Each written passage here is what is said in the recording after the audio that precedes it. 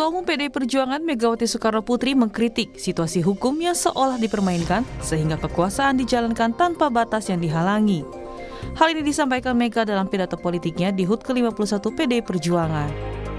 Bahwa negara ini dibuat dengan susah payah, bahwa kita ditekan 3,5 abad oleh para penjajah. Lalu sekarang para elitnya, orang-orang yang sudah berkelayakan, melupakan yang namanya akar rumput, yang namanya wong cilik, yang masih sengsara, yang tidak berkeadilan. Sekali lagi saya katakan,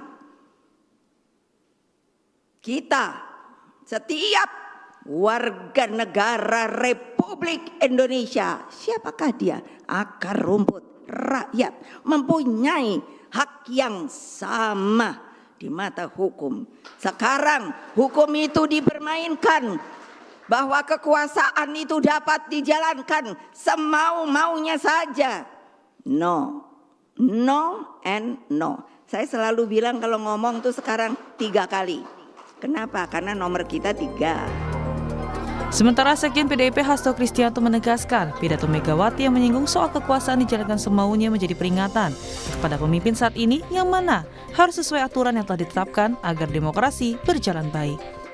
Ibu Mega juga mengatakan termasuk saya pribadi, sehingga oleh konstitusi kekuasaan presiden dibatasi 2 periode, sehingga tidak perlu ada upaya-upaya memperpanjang baik secara langsung maupun tidak langsung. Bangun demokrasi dengan sehat, demokrasi sebagai mekanisme 5 tahunan yang seharusnya menunjukkan peningkatan kualitas dari demokrasi itu sendiri. Karena kekuasaan itu sifatnya sementara dan itu diberikan oleh rakyat, maka harus digunakan sebaik-baiknya untuk kepentingan rakyat, bangsa, dan negara. Dengan pidato Satyam Eva Jayate, Ibu Mega mengingatkan bahwa rakyatlah yang memiliki kebenaran politik itu. Dialamatkan untuk Pak Jokowi kemudian? Ya, kalau Pak Jokowi juga sudah sangat paham bahwa konstitusi mengamanatkan jabatan presiden hanya 2 periode. Dan dalam demokrasi yang sehat, itu yang harus dijalankan dengan sebaik-baiknya. Tugas seorang pemimpin itu juga ditentukan untuk mempersiapkan siapa calon pemimpin. Dan itu muncul seharusnya dari bawah, bukan dari... Dalam pidato politiknya, Megawati pun juga mengingatkan jika pemilu bukanlah alat politik untuk mengabadikan kekuasaan dengan segala cara. Lalu sebenarnya, siapakah yang dituju dari pidato politik Mega kali ini? Tim Liputan, Kompas TV.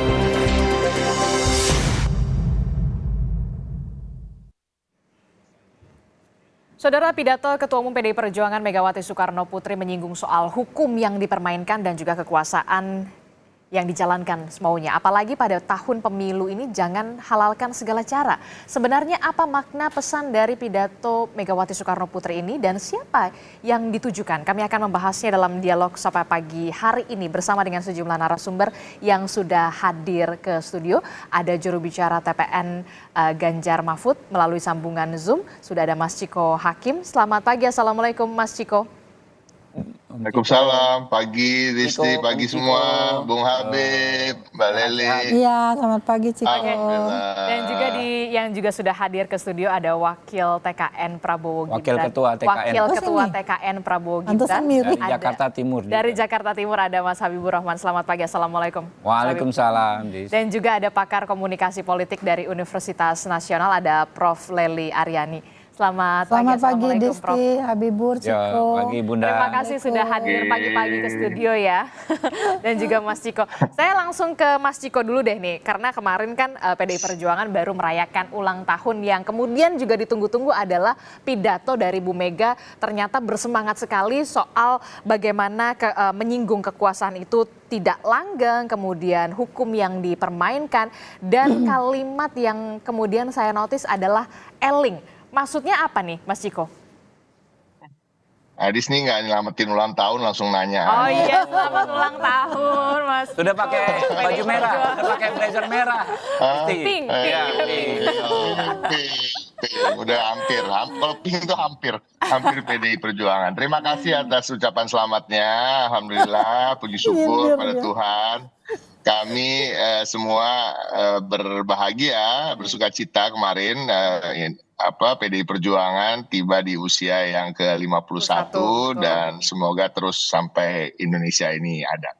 Pada prinsipnya apa yang disampaikan Ibu Mega adalah kegelisahan seorang tokoh bangsa, seorang ibu bangsa yang sudah sekian lama berkecimpung di dunia politik, sosial dan kemasyarakatan, dan saya rasa itu suatu hal yang wajar bahwa kita sedang menjalani proses pemilu yang menuju pemilihan di 2024 untuk Pilpres maupun Pileg. Nah, pada prinsipnya yang disampaikan itu adalah untuk semua masyarakat maupun aparat pemerintah, penyelenggara pemilu dan lain-lain. Nah, kita ketahui bahwa bagi kami sudah banyak sekali kejadian-kejadian yang menimpa relawan-relawan kami ataupun capres dan cawapres kami secara langsung maupun tidak langsung terkait dengan pelanggaran-pelanggaran yang terkait dengan pemilu, tidak netralan aparat, kecurangan, dan lain-lain. Indikasi-indikasi ini jelas ada dan memang banyak dilaporkan. Bahkan yang tidak dilaporkan pun banyak juga yang Bawaslu mengambil sikap proaktif karena memang dalam pemilu ini sifatnya tidak melulu aduan tetapi juga temuan-temuan langsung oleh Bawaslu pun bisa ditindaklanjuti. Nah, ini saya rasa hal yang wajar dan kita lihat tadi walaupun dengan berapi-api Ibu Mega, dan begitulah memang gaya Ibu Mega selama ini sejak beliau berkecimpung di politik sejak dulu zaman Orde Baru sampai sekarang, namun di sela-selanya juga beliau menurunkan tone-nya. Jadi bukan semata-mata seperti marah dan lain-lain, tapi itu juga ingin membakar semangat kader-kader kami yang hadir secara daring kemarin. Ada hampir 1,3 juta kader hadir secara daring dan ada 30 ribuan caleg dari tingkatan kota, kabupaten, provinsi hingga DPR RI yang hadir secara daring. Jadi memang acara kemarin itu kan lebih ke acara yang sangat sederhana, semacam pembukaan dari rangkaian acara ulang tahun PDI Perjuangan yang akan terus berjalan sampai bulan Mei nanti dan menuju bulan Bung Karno. Nah, pada prinsipnya acara pagi kemarin itu hanya mengundang segelintir tokoh, ada 51 tokoh yang kami undang, dan juga lebih mengedepankan kedekatan pada rakyat dan pada kader-kader. Jadi bukan acara yang memang bersinggungan dengan elit dan lain-lain. Jadi intinya itu hal yang disampaikan beliau itu kalau mau ditanya ditujukan pada siapa, tujukan pada semua, tapi memang khususnya pada aparat-aparat dan para penyelenggara dan orang-orang yang memegang jabatan dalam kekuasaan, dan ini kita harapkan untuk supaya netral dan pemilu ini berlangsung jujur, adil dan bersih. Oke, Mas Ciko kan tadi sudah menyebut kader-kader juga hadir begitu melalui Zoom, kemudian tokoh juga ada 51. Nah, kader terbaiknya kan salah satunya adalah Pak Jokowi begitu. Kemarin sebenarnya diundang atau enggak? Jadi begini, waktu kita sedang mempersiapkan acara, ya kan, karena kebetulan kan memang ini kan suasananya suasana pemilu, suasana kampanye. Semuanya sedang fokus di daerah masing-masing, setiap caleg lagi fokus di dapilnya masing-masing. Capres dan cawapres kami sedang giatkan terus untuk berkeliling, turun ke bawah, menyapa warga, belusukan dan lain-lain, sehingga fokus kami lebih ke sana. Dan kami juga kemarin yang ulang tahun ke-50 kan sudah menyelenggarakan acara yang begitu besar. Jadi kita berpikir juga bahwa kali ini kita berbicara untuk melakukannya secara sederhana dan lebih tepat sasaran. Jadi kemarin itu setelah pembukaan terus sorenya jam 4 dan jam 7 malam serentak di seluruh Indonesia itu semua kader, semua caleg turun ke bawah dan merayakannya bersama rakyat sampai tingkatan RT dan RW gitu. Nah, itu yang menjadi titik berat kami. Nah, masalah dengan ketidakhadiran Pak Jokowi. Nah, sebelum kami ketika kami sedang mempersiapkan acara di mana akan diselenggarakan dan lain-lain, Istana sudah mengeluarkan statement bahwa pada tanggal sekian-sekian Pak Presiden akan meninggalkan tanah air dan untuk bertugas melakukan kunjungan ke luar negeri. Nah, kami menghormati agenda Presiden dan tentunya sebagai petugas partai tetap tugas negara lebih penting daripada untuk hanya menghadiri hari ulang tahun. Sehingga kami tidak mengirimkan undangan, tetapi kami mengirimkan undangan untuk Pak Ma'ruf, Bapak Wapres dan beliau berkenan hadir. Oke, jadi karena memang sudah tahu agendanya akan ke 3 negara, Filipina, kalau tidak salah Vietnam dan juga Brunei Darussalam, kemudian akhirnya undangannya ke Pak Ma'ruf ya, begitu Betul. ya? Oke, oke. Saya ke Mas Habib. Mas Habib, ini kan yang kemudian menjadi apa ya, perhatian juga kemudian Pak Presiden ini tidak hadir untuk pertama kalinya di acara HUT begitu ya, karena memang ada kunjungan kerja. Tapi ada juga yang beranggapan ya ini karena ya agak sedikit renggang. Kalau Anda melihatnya, apalagi kemarin kan sebelum debat sempat ketemu Pak Prabowo. Ya, sedikit saya tanggapi pidato Ibu Mega ya. Selamat ulang tahun dulu ke Bung Ciko dan rekan-rekan. Terima kasih Bung Habib. Jadi memang soal yang disampaikan Ibu Mega sudah seperti kembali Orde Baru dan lain sebagainya, itu adalah hal yang wajar disampaikan kepada setiap pemerintahan yang berkuasa. Dulu ketika Ibu Mega jadi presiden di tahun 2001 sampai 2004, hal yang sama juga dituduhkan kepada Ibu Mega oleh kita-kita ini, aktivis di luar pemerintahan. Misalnya adanya 3 pelanggaran HAM berat, lalu adanya 39 aktivis yang dijebloskan ke penjara karena dianggap menghina presiden. Ada juga terbunuhnya aktivis HAM Munir. Ada juga terbunuhnya TSLY, aktivis di Papua. Jangan lupa ada darurat militer di Aceh. Ada 3 pelanggaran HAM berat di era itu. Itu semua akhirnya Human Rights Watch, lalu Amnesty International membuat tulisan yang sangat dikenal sampai sekarang bahwa kembalinya Indonesia ke era Orde Baru. Itu dimulai di mana? Tuduhan-tuduhan tersebut kepada pemerintah yang berkuasa dimulai di eranya Ibu Megawati.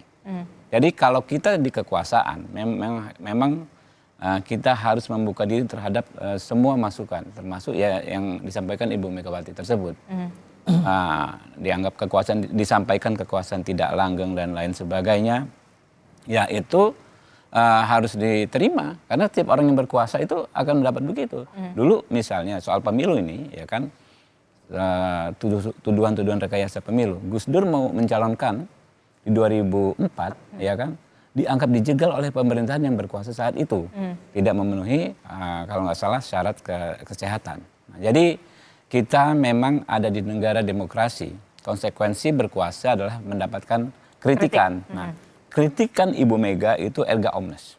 Sama disampaikan senior saya Bang Ciko ya, untuk semua ya. Jadi tentu latar belakangnya macam-macam. Ada yang mengaitkan karena Mbak Disti tadi, karena ini sudah renggang dan lain sebagainya. Menurut saya enggak itu. Ibu Mega ini kan ibu bangsa, ya, tokoh bangsa. Apa yang beliau sampaikan saya yakin ikhlas dari hati nurani, ya, sebagai seruan baik kritik maupun otokritik. Karena bagaimanapun Ibu Mega dengan pemerintahan yang saat ini ada, ya, termasuk Presiden Jokowi itu nggak bisa dipisahkan menurut saya. Ya, nggak bisa dipisahkan. Jadi apapun konteks politiknya, misalnya Pak Jokowi anaknya maju dengan cawapresnya Pak Prabowo, tetapi dalam konteks ideologis, dalam konteks yang jauh lebih strategis itu, ya nggak bisa dipisahkan. Jadi kalau tokoh seperti Ibu Mega berbicara, kita harus ambil itu sebagai nasihat, sebagai istilahnya wejangan. Buat jadi kita tidak semua. ada, maksudnya tidak maksudnya tujuannya kemana, ke penguasa misalkan ke pemerintahan begitu? Bukan, justru ke semua. Ya termasuk ke pemerintahan. Ya, termasuk ke pemerintahan. Kita ambil yang baiknya. Kalau ada misalnya gimmick-gimmick lalu digoreng lagi, ini menyerang pemerintahan karena sudah berbeda kapal sekarang. Ya itu kan dinamika. Ya, udah berbeda kapal jadi? Enggak, itu kan ada yang ngomong begitu. Ya kan, kita pandang sebagai dinamika. Tapi kan kita ini kan tokoh-tokoh bangsa ini kan harus kita dengar wejangan-wejangannya, Bu. Nasihat-nasihat ini kan mahal, ya kan. Beliau punya sejarah panjang dalam mengabdi untuk bangsa dan negara, ya kan. Membesarkan satu partai politik selama puluhan tahun. 51 itu kan kontribusi tahun bukan waktu yang sebentar. besar untuk bangsa ini, ya, sumbangan besar beliau untuk bangsa ini. Ya, kita harus apresiasi itu. Gitu. Jadi jangan dipersempit lah ini ya. Diskursus ini hanya soal kontestasi saja. Menurut saya udahlah, kita ini sebagai bangsa, kita hajar-hajaran di media ya dengan Bung Ciko nih hampir tiap hari. Ini kan sampai Februari ya Om Ciko ya. Masih 33 hari lagi. 5-6 bulan ya kan. Besok-besok kita friend lagi gitu kan. Nggak ada masalah. Udah kita harus seperti itu menyampaikan ini namanya edukasi juga kepada publik ya, budaya. Kita harus memberikan pendidikan politik yang baik, terutama di pemilu 2024 ini. Prof Lely, apa yang bisa Prof Lely baca dari pidato kemarin dari Bu Mega yang begitu bersemangat menyinggung soal bagaimana kekuasaan, kemudian saya notice di situ berkali-kali kalimat eling. Ya. Pertama, selamat ulang tahun ya buat Bang Ciko dan PDIP. Semoga, terima kasih, Prof. Semoga menjadi partai yang besar dan membesarkan bangsa, bukan mengecilkan bangsa, terus membesarkan bangsa. Itu pertama.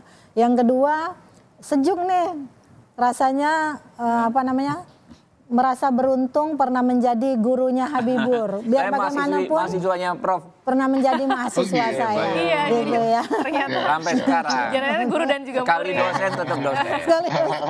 Dan dia tetap wise, santun gitu dalam berpolitik yang saya lihat ya. Terus saya amatin juga. Hari ini doang. Biasa kita hajar-hajaran Prof. Iya benar. Ini karena ada Prof Lely. Iya. Yang pertama setiap kali ada ulang tahun, entah itu individu, organisasi, kelompok atau masyarakat gitu, ada 3 hal itu yang dibangun di dalam momentum itu. Yang pertama refleksi, yang kedua introspeksi, yang ketiga motivasi. Jadi ketika merefleksikan, kalimat Ibu Mega itu bisa muncul karena refleksi. Jadi mungkin ada situasi yang sudah dibaca dan kita harus ingat juga loh, Pak Jokowi itu belum ada tanda kartu keluar dari PDIP ya. Jadi artinya masih menjadi bagian dari keluarga besar PDIP. Dan saya juga mengawal Pak Jokowi sejak dalam pemilihan gubernur di panggung ini Mas Ciko. Kita ini bersama-sama di Kompas TV, saya hampir 13 tahun menjadi narsum di sini. Kita mengawal perjalanan Pak Jokowi, kasih sayang Bu Mega itu begitu besar kepada Pak Jokowi. Jadi kalaulah ada yang Bu Mega sampaikan, mungkin karena Pak Jokowi memang tengah berkuasa dan dia adalah kader terbaik PDIP, otomatis kalau ada yang salah yang dilakukan oleh pemerintahan saat ini, itu adalah sentilan buat kadernya. Dan itu biasa-biasa saja, itulah bagian dari refleksi. Nah, itu menyangkut juga pada introspeksi. Kalau ini dilakukan, mudah-mudahan kalau emaknya yang ngomong, kalau ada yang salah, bisa berubah. Jadi mungkin ada nuansa-nuansa, tadi Mas Ciko udah menyampaikan problem, Habibur juga udah menyampaikan problem-problem yang terjadi ketika Bu Mega. Yang terjadi pada hari ini itu menjadi bagian yang harus menjadi introspeksi bagi siapapun. Entah bagi ketiga pasangan calon itu, bagi para pembinanya, para elit yang sudah lebih dulu berkuasa di negeri ini sehingga bisa menjadi soko guru lah, motivasi. Nah ini yang membangun, apakah dari mereka yang berkandidat ini, kita membaca nih, dari bertarung, dari bertanding, mari bersanding. Saya pernah menulis itu di Koran Nasional dan dimuat. Karena saya membaca, sudah selesai nih, pertarungan sampai bulan Februari ini setelah pencoblosan selesai sebentar. Tapi kalau hasilnya perlu digugat, berseteru lagi. Atau 2 putaran. Atau 2 putaran berseteru lagi. Jadi ujung-ujungnya memang yang terjadi demikian. Tapi kalau kita baca secara inti dari persoalan yang disampaikan oleh Bu Mega itu memang menukik kepada pemerintahan pada saat ini. Tapi juga sebagai bahan introspeksi karena dia yang menjadi bagian juga dari pemerintahan saat ini kan Bu Mega. Benar itu, beliau adalah guru bangsa yang bisa menjadi pencerah bagi semuanya. Ketidakhadiran Pak Jokowi silakan saja semua orang mengkait-kaitkan. Karena komunikasi politik itu kan memang bersifat simbol-simbol yang disampaikan tuh sembarang, semena-mena dan mana suka. Itu prinsip komunikasi politik yang terjadi. Jadi orang yang menerima pesan itulah yang menerjemahkan, bukan si penyampai pesan. Jadi kalau menurut Bu Mega intinya ini adalah introspeksi ke dalam dan keluar, bagi penerimanya bisa berbeda. Tapi intinya Kompas ini adalah media paling adem nih, yang tidak pernah ngompor-ngomporin ya. dinamika hari ini menunjukkan dua orang ini memang berbicara pada kapasitasnya yang menurut saya sudah berusaha mendinginkan. Tapi intinya ada koreksi, tapi gitu. Ada koreksi dan juga ada introspeksi. Betulkah kemudian introspeksi ini dan juga koreksi ini memang ditujukan kepada bisa dikatakan penguasa pemerintahan Presiden Joko Widodo, Mas Ciko? Itu seperti saya sampaikan tadi, salah satunya ya, dan memang kan kita juga melihat Bawaslu, KPU, Kompas TV juga sering mengundang, beberapa stasiun TV lain juga sering mengundang, dan topiknya dan temanya adalah pelanggaran-pelanggaran yang terjadi dalam pemilu ini.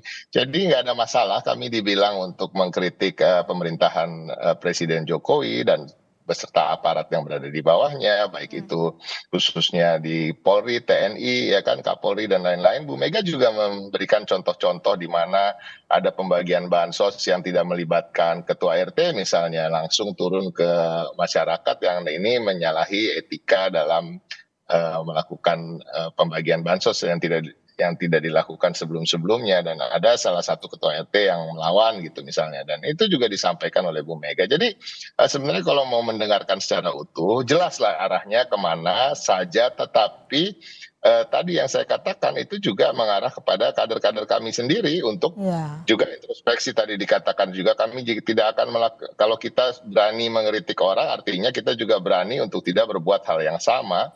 Dan juga satu, untuk tetap waspada. Ini adalah masa kampanye, masa pemilu, di mana memang kita sedang berkontestasi. Tadi disampaikan oleh Habib, berkontestasi dengan keras. Nah, ini nggak ada masalah, sama-sama mempunyai cita-cita untuk membangun bangsa ini, walaupun beda jalan, beda visi, beda misi, beda cara gitu. Nah, tapi intinya apa yang disampaikan Bu Mega, saya setuju dengan apa yang dikatakan oleh Prof. Lely. Memang betul bahwa menjadi penguasa, menjadi sebuah pemerintahan itu resikonya di dalam dunia demokrasi adalah dicurigai terus-menerus dan dikritik terus-menerus. Ini memang udah menjadi resiko, dan itu harus diterima kalau kita memang mau hidup jalan di jalan demokrasi. Nah, artinya tapi memang ada jalur-jalurnya dalam melakukan kritik. Tadi kemarin sepertinya dalam pidato politik gitu misalnya, kalau di DPR dalam jalur-jalur parlemen gitu misalnya. Nah, banyak hal di jalan pun boleh ada jalur demokrasi yang mengatakan kita berhak melakukan demonstrasi dan lain-lain. Ini hal yang wajar.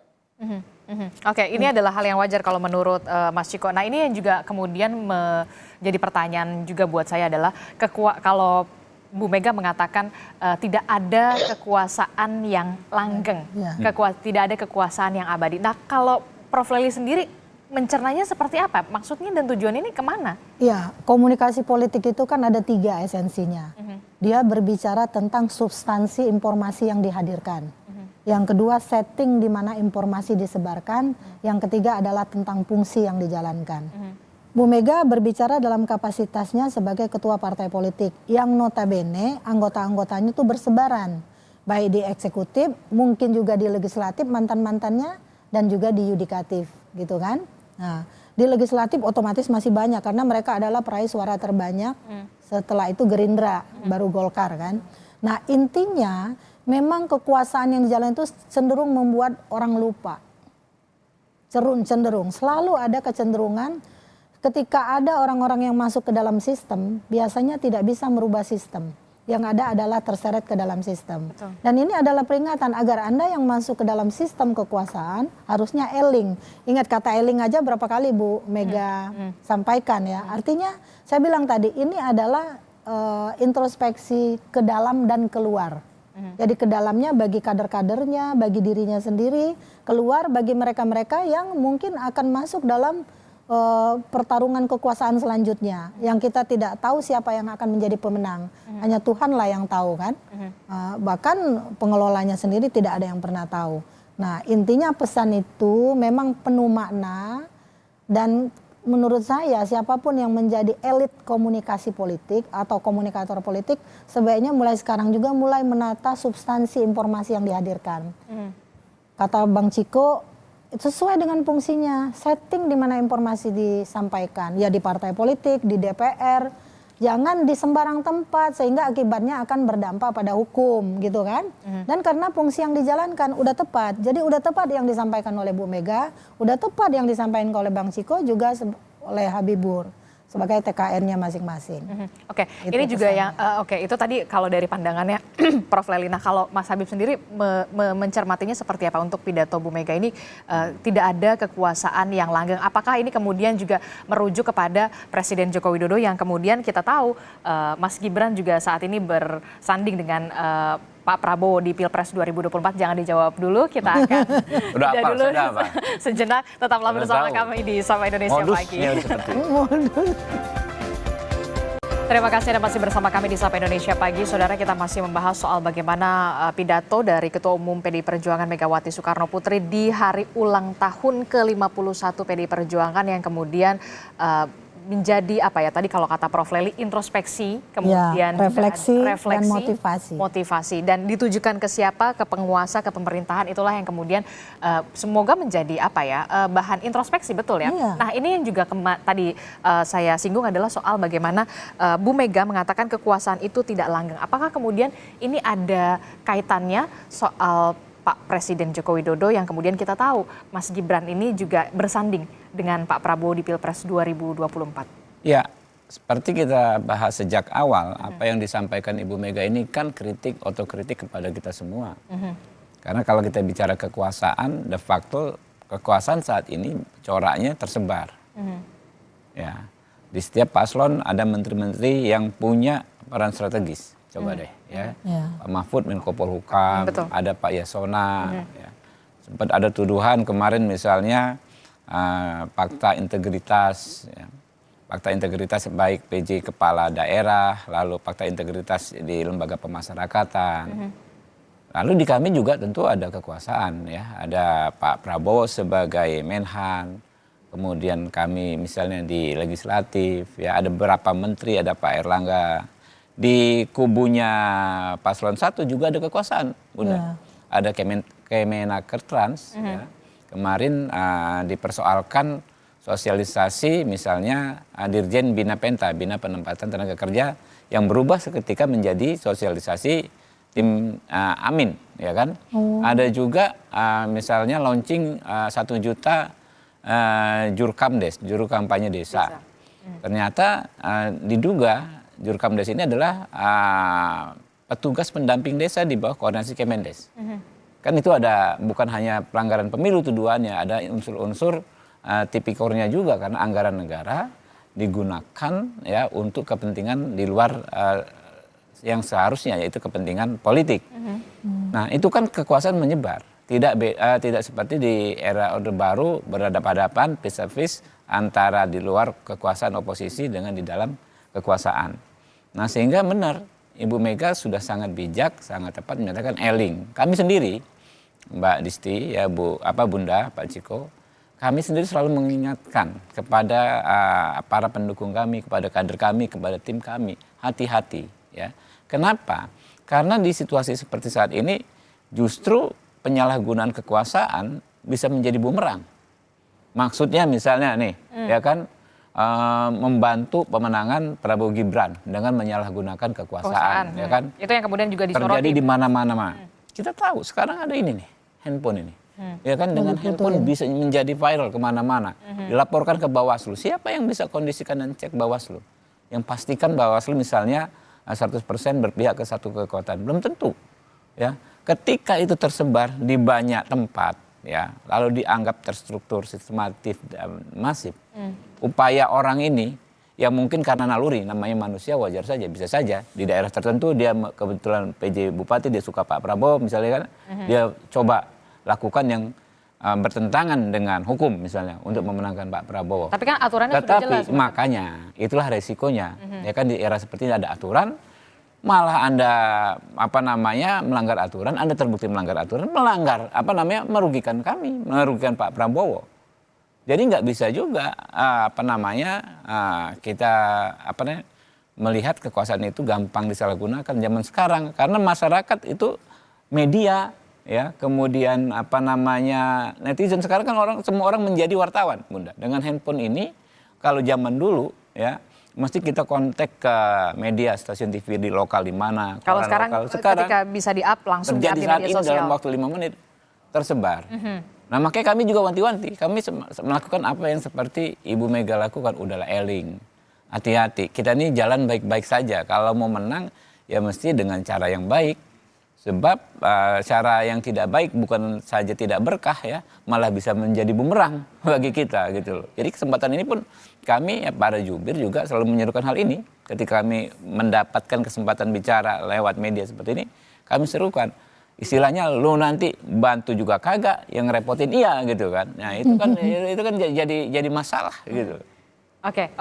Prof Lely memandangnya seperti apa? Soal kekuasaan itu tidak langgeng begitu ya. Apakah kemudian ini yang kemudian menjadi apa ya? Sindiran juga dalam tanda kutip begitu ya kepada Presiden Joko Widodo ketika kemudian sang putra kemudian Mas Gibran ini bersanding dengan Pak Prabowo. Iya.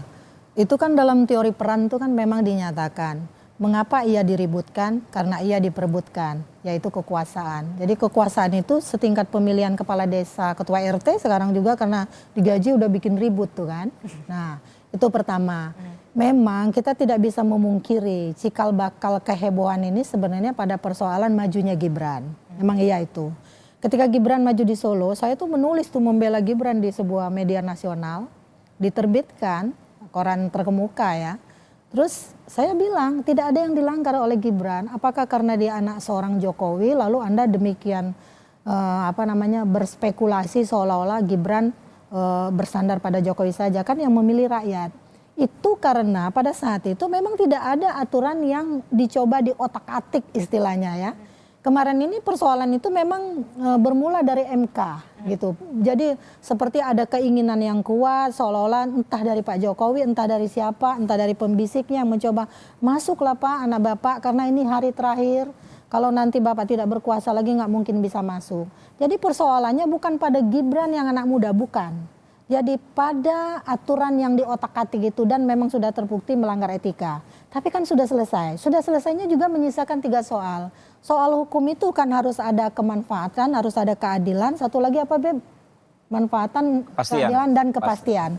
Secara kepastian, ya, secara kepastian sudah pasti kan. Secara hukum keputusan MK final and binding, tidak bisa diganggu gugat.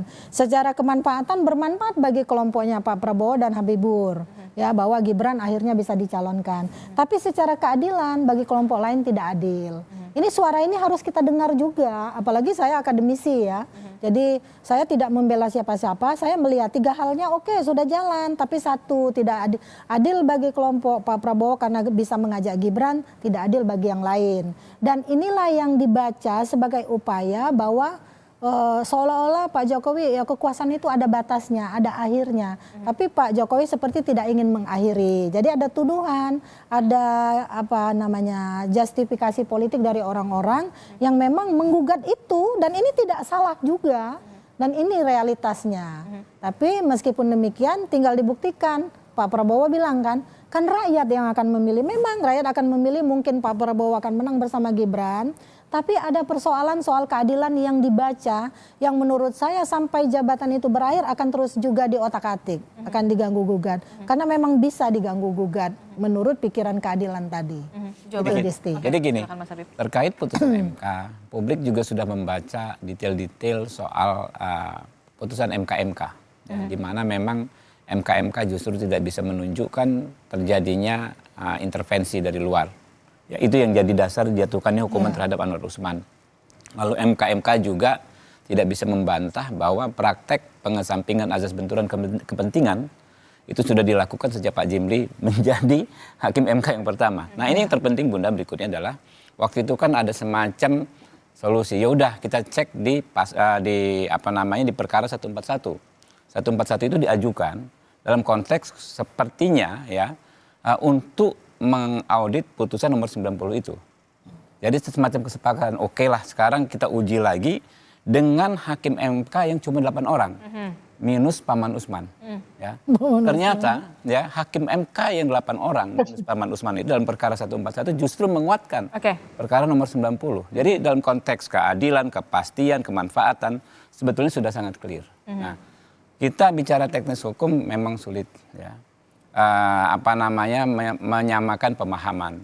Tapi sekarang seperti yang dikatakan Pak Prabowo, ya sudahlah. Hakim yang paling tepat itu siapa? Rakyat. Tuhan. Bukan, Tuhan rakyat. juga. Dalam konteks Suara rakyat, suara Oke. Tuhan. Ya, rakyat gitu kan. Rakyat silakan Biar rakyat yang menilai kalau kata Pak Prabowo. Karena kalau kita beradu argumentasi Nggak sebetulnya selesai.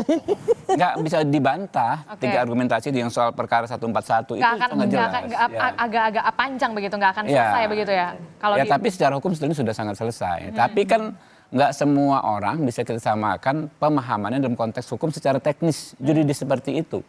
Ya kan? Ya udahlah, kita capek juga. Jadi gini Bib, Kita yang dibaca masyarakat itu kan kalau memang itu bukan diperuntukkan untuk Gibran, Ya. keputusan itu, artinya kan banyak anak-anak muda potensial lainnya yang sudah punya pengalaman menjadi kepala daerah. Ada Ridwan Kamil yang jelas elektabilitasnya gitu kan, Oke. Ya. ada Erick Thohir, ada yang lain-lain Bu gitu loh. Lely, Itu keadilan yang ya, dibaca orang. hukum itu ya, memang membuka kesempatan kepada semua orang untuk maju. Tetapi fakta Melewati politik, satu orang dulu.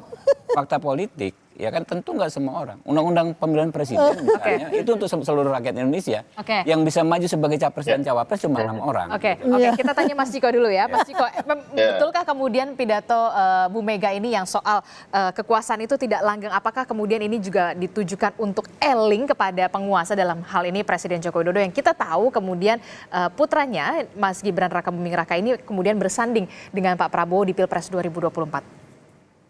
Adis nih suka nanya-nanya yang sudah tahu jawabannya. Jadi dan masyarakat juga udah tahu. Jadi intinya memang betul, pastinya tentunya tadi saya sudah disampaikan beberapa kritik disampaikan untuk diri sendiri maupun untuk semua. Nah kalau khusus soal pelanggengan kekuasaan, tentunya kekuasaan yang tidak langgeng tentunya sedang disampaikan kepada siapa yang sedang berkuasa, nah kan itu. Nah mungkin salah satunya tadi MK. Nah saya selalu ada perbedaan pendapat dengan Habib soal putusan MK maupun MKM. Karena saya lebih melihat masyarakat itu bukan masalah pemahaman aja, tapi masalah perasaan. Keadilan itu kan adalah masalah rasa gitu. Kayak kita bisa aja dihukum, tetapi merasa itu tidak adil bagi kita karena alasan-alasan tertentu, karena cara pikir, cara pandang kita masing-masing tentang kehidupan dan tentang keadilan. Nah ini juga tentunya kita tahu dan ini beredar umum di masyarakat ada rasa keadilan yang terusik, terlepas dari segala fakta-fakta hukum dan lain-lain. Nah, yang kedua soal mengingatkan soal kekuasaan itu tidak langgeng, Bu Mega pantas bicara seperti itu dan dia mempunyai statur yang tepat untuk menyampaikan itu karena beliau pernah menjadi presiden dan sudah tidak lagi menjadi presiden. Jadi dia tahu bahwa memang betul kekuasaan itu tidak langgeng dan ada masa jabatannya seperti kalau kita bicara soal undang-undang, masa jabatan presiden itu dibatasi udah 2 periode. Tetapi juga ada kejadian di mana ada pemaksaan, ada upaya-upaya untuk melanggengkan dengan mengusulkan 3 periode dan lain-lain. Jadi banyak sekali contoh-contoh yang terjadi sehingga sampai pada titik Bu Mega merasa harus mengingatkan itu, termasuk mungkin dicalonkannya Gibran juga gitu kan dengan melalui perubahan aturan di Mahkamah Konstitusi. Nah ini kita jujur aja nggak ada masalah Bu Mega dibilang untuk mengkritik penguasa, tapi karena memang udah jelas ketika kita bicara mengingatkan bahwa kekuasaan itu tidak ada yang langgeng, pastinya yang lagi diingatkan bukanlah rakyat di akar rumput, pasti yang sedang diingatkan adalah penguasa. Oke, tapi kalau kita lihat kemudian apakah kemudian kritikan ini dimaksudkan karena setelah kemudian pemerintahan ini sudah lagi tidak satu kapal begitu dengan PDI Perjuangan? Enggak juga, kita juga biasa kita punya anak, kita mengingatkan anak kita kan bukan berarti terus kita disown anak kita atau tidak mengakui lagi dia atau mengusir dia dari rumah. Tapi ini kan sesuatu hal yang tadi disampaikan oleh kita semua sepakat, 3 panelis di sini sepakat bahwa Bu Mega sebagai ibu bangsa mempunyai hak yang sama juga sebagai orang-orang lain yang orang-orang biasa untuk menyampaikan apa yang menjadi kegelisahan. Saya mau tanya untuk Mas Gibran dan juga Pak Jokowi berarti sampai saat ini masih di PDI Perjuangan, di merah? Sampai saat ini memang sepengetahuan saya tidak ada kartu tanda anggota yang dikembalikan atau ada putusan-putusan resmi menyangkut keanggotaan mereka Minimal masih merah muda lah. Masih, walaupun udah agak mudar atau bagaimana Mas Habib? Merah muda. Merah bias. Merah bias. Prof Leli, apa yang ingin menjadi penyampai message yang efektif begitu ya, apalagi di tengah kita sebentar lagi ya, ini 33 hari lagi komunikasi yang dilakukan oleh elit-elit politik saat ini. Iya. 33 hari itu bisa panjang, bisa pendek. Lama, Mbak. Ya, tergantung cara mengisinya, cara mengisi komunikasi politik apa yang dibangun. Makanya saya seringkali menyampaikan kepada mahasiswa saya, ke teman-teman saya yang memahami ilmu komunikasi itu kan selalu bersandar pada teorinya Laswell. Laswell itu berhenti pada efek. Padahal realitas komunikasi politik itu ada satu lagi, yaitu umpan balik. Nah, ketika itu terjadi, semua orang yang paham tentang komunikasi politik, terutama elit menurut saya, bahwa berkelindanglah dalam pesan-pesan komunikasi politik yang memikirkan bahwa ini harus ada umpan baliknya, akan sampai pada umpan balik. Nah, ketika para teoritisi nggak memikirkan, mereka yang berpraktek politik ini yang melakukan itu. Sehingga 33 hari ini bisa diisi dengan sesuatu yang bermakna. Pesan politiknya itu sampai. Jadi bukan hanya sampai tapi dipertukarkan. Makanya tidak ada penyampaian pesan politik tapi pertukaran pesan politik. Karena komunikasi politik itu tidak lagi dikonsepsikan sebagai yang bersifat satu arah atau linier. Tapi sudah interaksional, konvergen, bahkan transaksional. Nah, transaksionalnya harus positif gitu. Jadi jangan ada lagi gimmick-gimmick yang mendiskreditkan salah satu pihak, tapi membangun kekuatan secara bersama. Toh pada akhirnya mereka tuh bertentangan di layar kaca, di belakang mereka cipika-cipiki loh, gitu kan. Itu yang terjadi. Semuanya, para calon juga demikian. Dan saya saksi hidup seringkali berada di antara mereka. Gitu. Tadi Prof Leli mengatakan bisa jadi ini merupakan komunikasi umpan balik. Ketika sebelumnya kita tahu Pak Jokowi ini bertemu dengan Pak Prabowo, kemudian partai pendukung dari koalisi Pak Prabowo. Apakah kemudian pidato ini juga merupakan salah satu bentuk komunikasi umpan balik yang dilakukan oleh PDI Perjuangan ketua umumnya? Iya, sebenarnya ya Pak Jokowi itu kan kader paling disayang sama Bu Mega. Bahkan kalau menurut masa jabatan Orde Baru kan 32 tahun. Pak Jokowi itu menjabat dalam lindungan dalam bimbingan PDIP itu 22 tahun. Total jenderal ya, dari wali kota, gubernur, dan akan berakhir nih sebagai presiden. Nyaris 22 tahun bukan masa yang kecil. Kalau anak gadis itu udah bisa sampai kawin gitu ya, istilahnya ya. Artinya sudah banyak sekali petuah-petuah politik, petata-petiti politik yang sudah dibangun melalui Bu Mega kepada perjuangan Pak Jokowi yang dari awal tadi. Jadi intinya menurut saya selayaknya, kalau pesan saya, Pak Jokowi hadirlah kemarin. Tapi kan kemarin ketika ketemu dengan ketua partai dikritik, dibilang berpihak. Jadi serba salah juga. Barangkali pilihan itu menjadi sulit. Dia kader PDIP, tapi ketika dia ketemu nanti dengan seluruh kader PDIP, ada asumsi yang salah. Ini gimana sih main dua kaki lagi? Ini anaknya ada di sini, ini dia partai.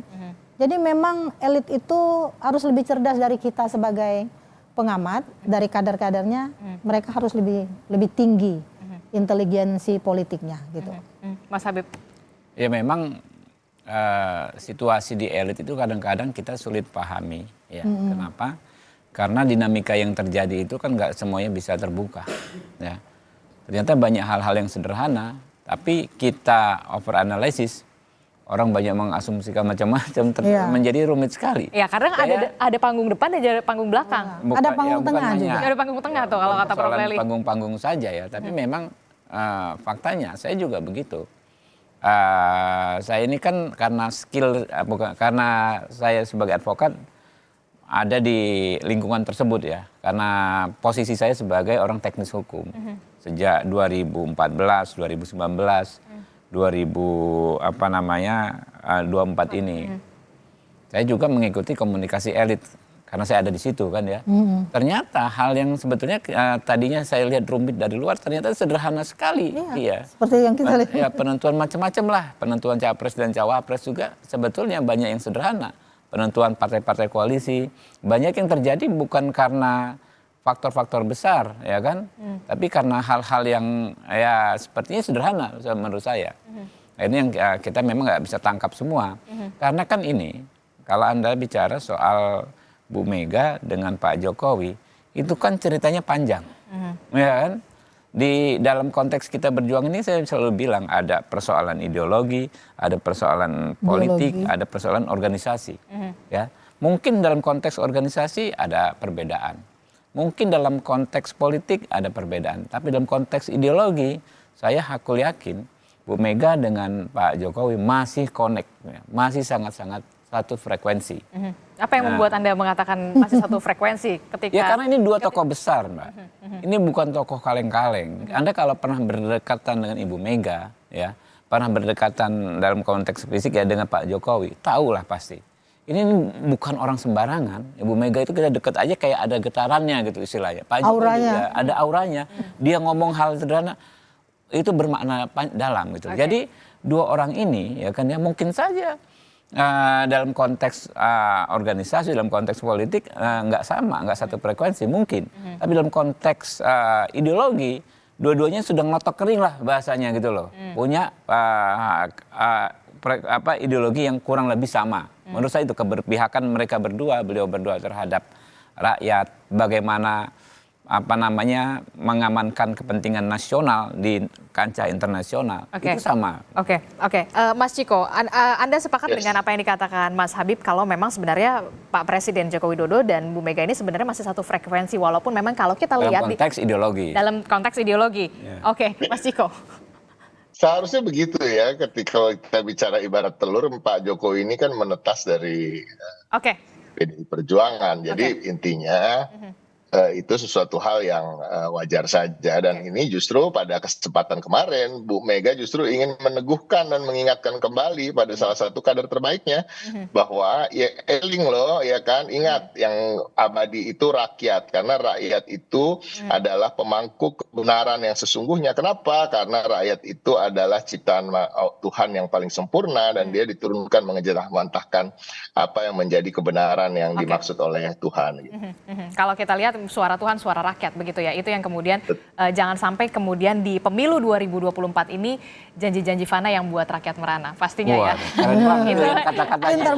Itu yang kemudian harus garis bawah ya.